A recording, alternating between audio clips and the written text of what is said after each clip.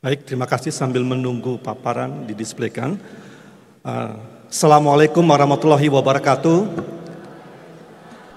Selamat pagi, salam sejahtera bagi kita semua.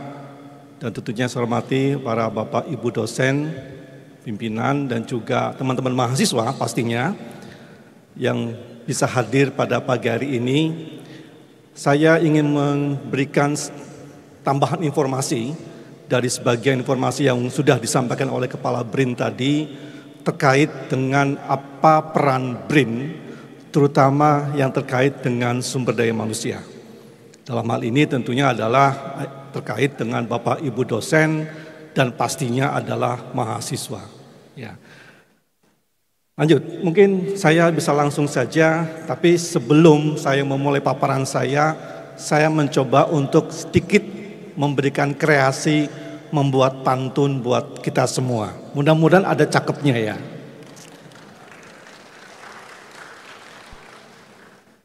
Hadir pertama kali di kota Jember penuh berkah. Alhamdulillah ada cakepnya, makasih. Menguatkan kerjasama BRIN dan Universitas Jember. Mengelola riset dan talenta unggul yang terarah. Mewujudkan Indonesia yang semakin banter. Baik, terima kasih.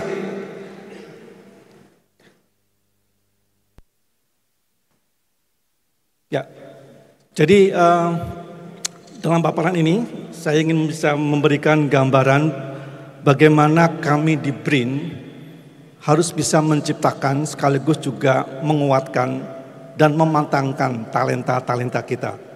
Siapakah talenta tersebut?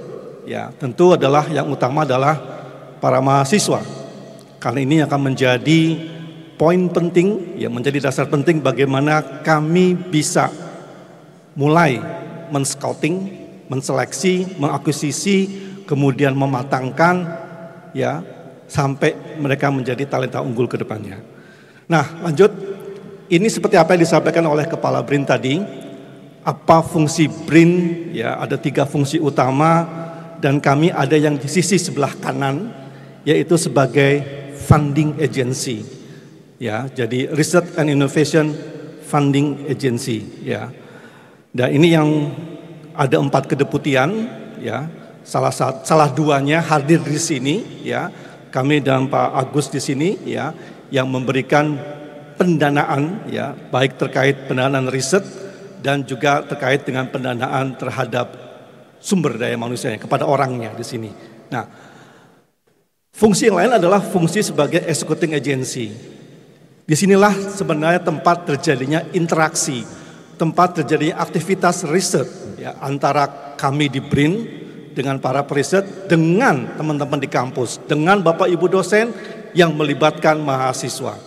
Ya, jadi disinilah tempat menjadi jembatan aktivitas adanya riset dan inovasi ya antara kami di BRIN dan perguruan tinggi.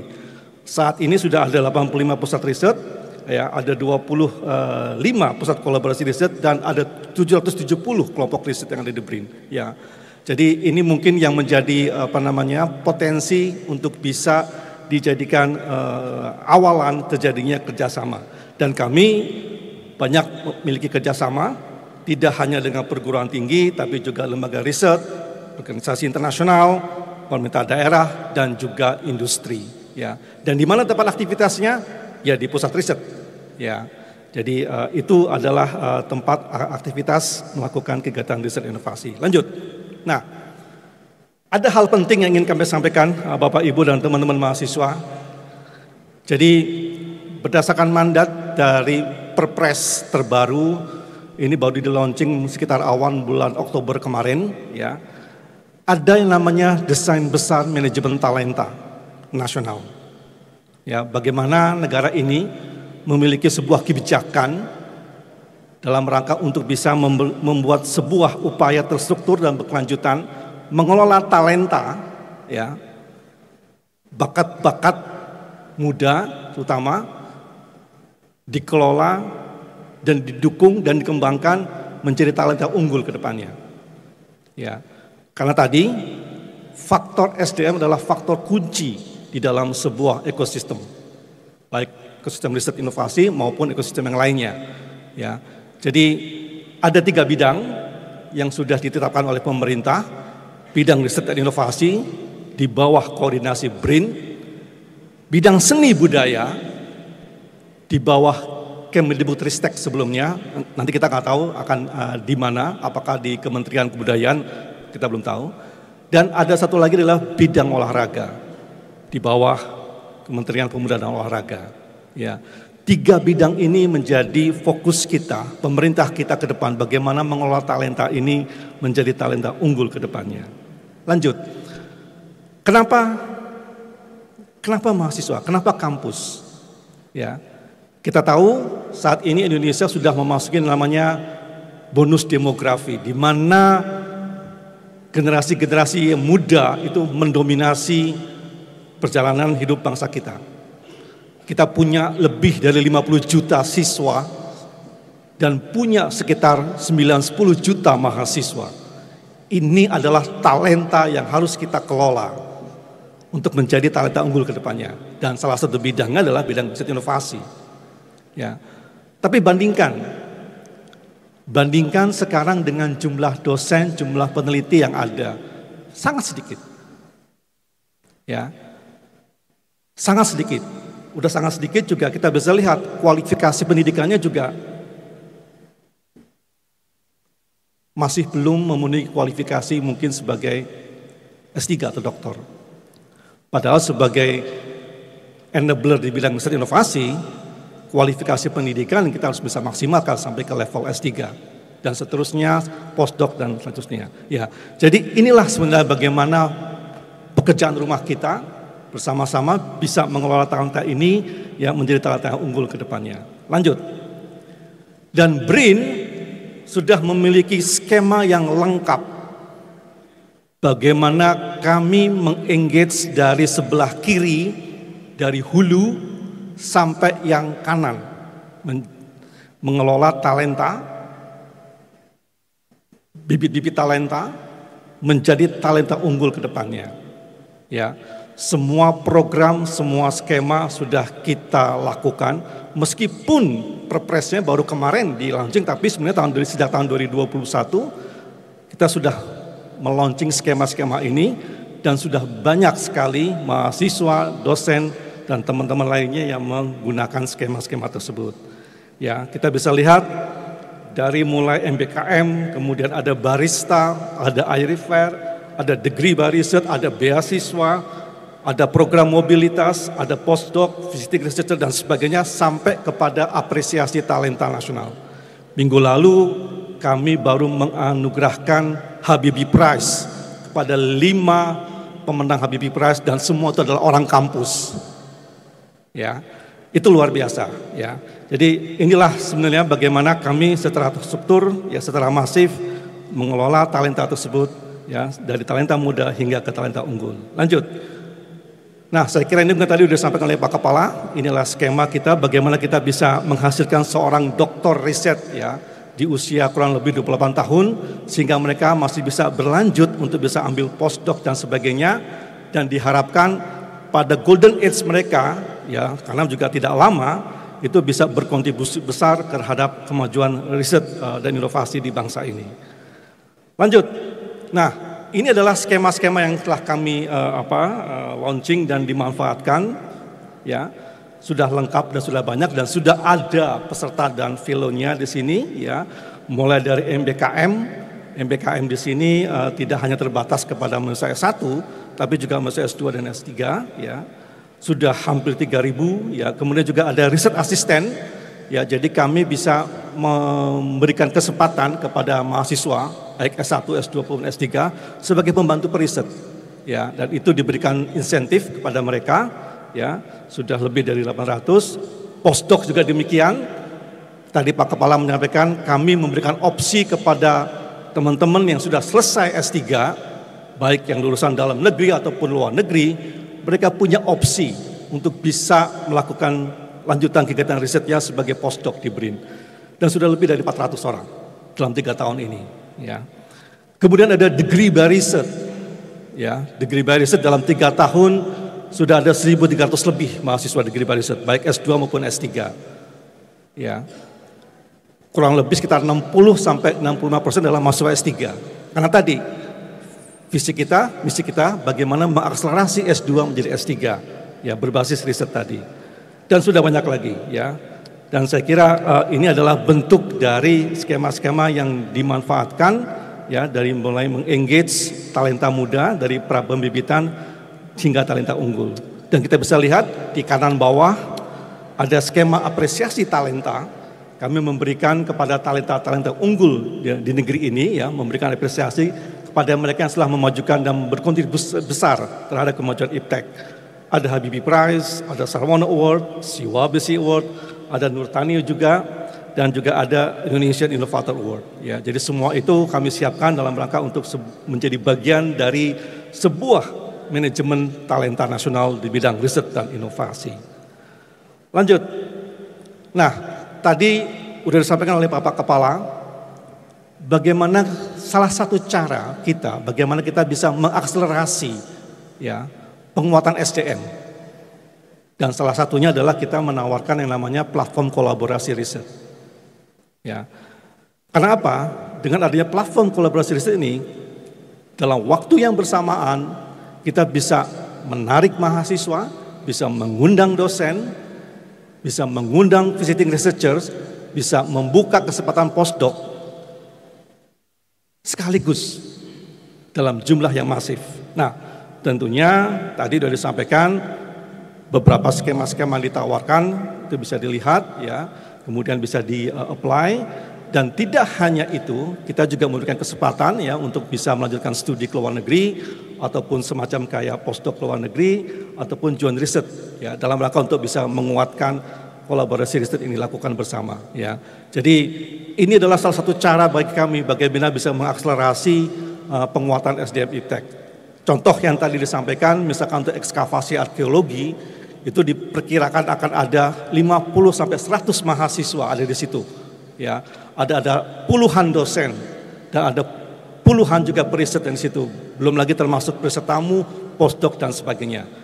Itu satu lokasi, belum di lokasi yang lainnya. Nah, jadi itulah cara kita, strategi kita, bagaimana kita mengakselerasi penguatan SDM IPTEK kita ke depannya dengan adanya beberapa skema terkait disebut dengan platform kolaborasi riset.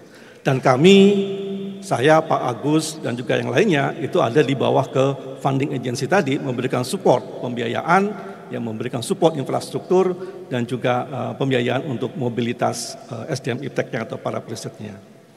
Lanjut. Nah, ini adalah meskipun tadi pagi tadi sudah diperlihatkan bahwa Universitas Jember merupakan salah satu kolaborator dari BRIN, ya, yang diberikan apresiasi, tapi kami juga bisa melihat catatan-catatan lain, ya. Skema-skema apa saja sebenarnya yang sudah digunakan oleh teman-teman mahasiswa, teman-teman dosen yang ada di Universitas Jember di sini. Dan ini catatannya. Lanjut.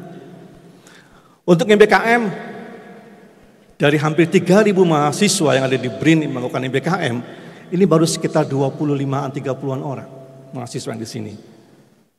Ya, 40.000 mahasiswa yang ada di Universitas Jember baru terwakilkan kurang lebih sekitar 25-30 mahasiswa yang melakukan MBKM.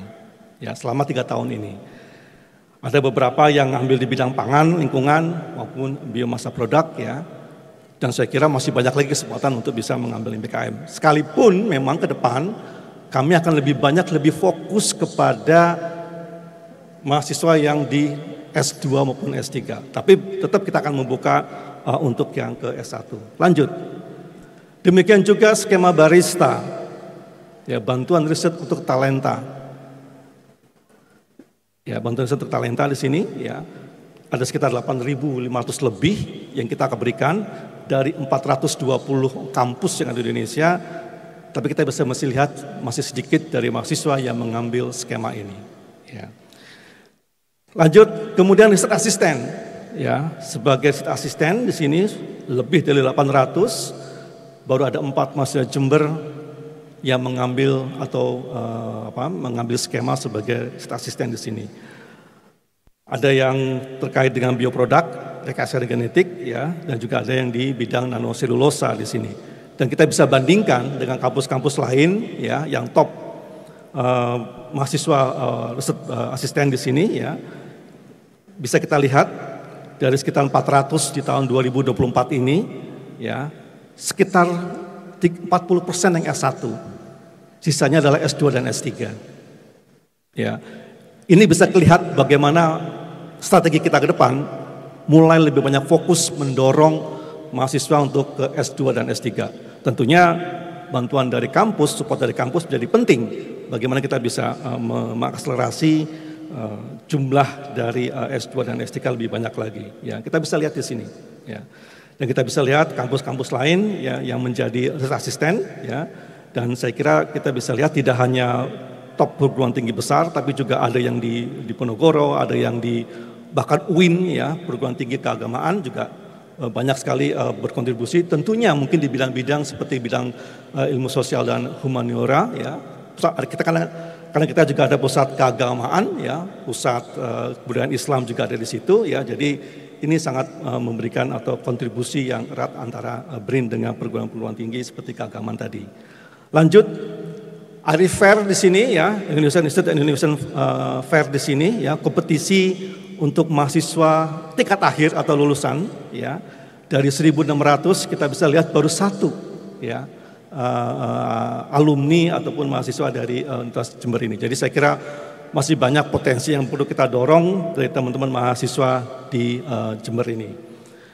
Kemudian degree by research, sebuah skema dari kami, dari BRIN, bagaimana lanjut mengakselerasi jumlah mahasiswa S2 dan S3 di sini, ya. Dari 1.300 kita bisa lihat 1.200 itu berkuliah di dalam negeri dan hampir 100 yang berkuliah di luar negeri. Dan kita bisa lihat dari sebarannya ini, ya, mereka banyak yang tidak hanya berasal dari BRIN, ya, tapi juga ada yang berasal dari teman-teman di perguruan tinggi, ya, baik dosen maupun tendik maupun fresh graduate, lulusan langsung, ya, dari perguruan tinggi tersebut. Dan dari catatan kami belum ada satupun dari alumni Jember ini yang terengage dengan skema degree by research kami, ya, untuk baik S2 maupun S3. Jadi mudah-mudahan hari ini nanti siang mungkin ada coaching, ya, terkait dengan bagaimana mengambil skema ini bisa didiskusikan lebih lanjut. Ini terkait dengan degree by research, poinnya adalah adanya kolaborasi yang erat antara para riset yang di BRIN dengan profesor atau pembimbing yang di kampus Universitas Mitra yang menyelenggarakan program degree by research tersebut. Nah, lanjut. Selain degree by research, ada skema beasiswa kerjasama antara BRIN dengan LPDP, ya, dan saya kira ini sangat tepat sekali buat di Jember. Tadi dikatakan salah satu fokus unggulan riset di Jember ini adalah terkait dengan pangan, ya, pertanian dan juga ada kesehatan. Jadi program beasiswa S3 dari BRIN LPDP ini salah satu bidang fokusnya adalah pemanfaatan biodiversitas. Ya, dan ini tentunya akan terkait dengan pangan dan kesehatan, dan saya kira ini merupakan sebuah potensi yang baik kepada alumni tentunya, karena LPDP mungkin akan dibuka nanti bulan Januari Februari, ya, untuk next batch-nya, ya. Jadi tentunya yang sudah alumni dari kampus untuk bisa mengambil program ini. Selain itu juga ada laut dalam, ya. Dan tadi juga disampaikan, ya, tidak hanya masalah teknologi untuk penguasaan laut dalamnya, tapi juga untuk bagaimana mengeksplor diversity, ya, biodiversity laut dalam yang memang membutuhkan orang-orang yang punya background di biologi, ya, dan yang lainnya terkait. Nuklir termasuk, ya, dan juga penerbangan antariksa. Ini sangat terkait juga dengan kebijakan pemerintah kita yang sekarang, bagaimana ke depan penguatan swasembada pangan, ya, kesehatan, energi. Dan ini sangat sekali kita sudah menyiapkan penguatan talenta di 4 bidang fokus tersebut. Lanjut, postdoc juga demikian. Kami catat belum ada alumni dari Universitas Jember ini yang lanjut mengikuti program sebagai postdoc kami, meskipun sudah 400 lebih, ya, postdoc yang ada di BRIN, ya, dari berbagai kampus, ya, baik kampus dalam negeri maupun kampus luar negeri, tapi masih belum ada yang dari alumni Universitas Jember. Dan saya kira mudah-mudahan ke depan para alumni yang selain baik mungkin alumni dari S2 maupun S3 dari Universitas Jember ini bisa memanfaatkan skema kami. Terakhir, saya kira ini sebagai sebuah kesimpulan, jadi BRIN ya sudah menyiapkan semua skema yang mendukung untuk penguatan ekosistem listrik dan inovasi, baik dari sisi penguatan SDM, infrastruktur maupun pendanaan riset ya. Dan juga dalam rangka untuk penguatan kerjasama dan kolaborasi riset tidak hanya di dalam negeri maupun di luar negeri. Karena apa? Karena BRIN memang harus menjadi enabler penguatan ekosistem listrik dan inovasi, tidak hanya buat teman-teman di kampus, tapi juga dengan industri. Kami secara reguler membuka coaching klinik ya, sekali dalam 2 minggu ya, silakan buat para mahasiswa, pun juga mungkin teknik maupun dosen yang berminat untuk mengambil skema-skema penguatan SDM, silakan mengikuti kegiatan tersebut. Mungkin itu, lebih kurangnya terima kasih atas perhatiannya, saya kira cukup dan saya akhiri. Wassalamualaikum warahmatullahi wabarakatuh. Terima kasih. Disampaikan terima kasih kepada Prof. Edi.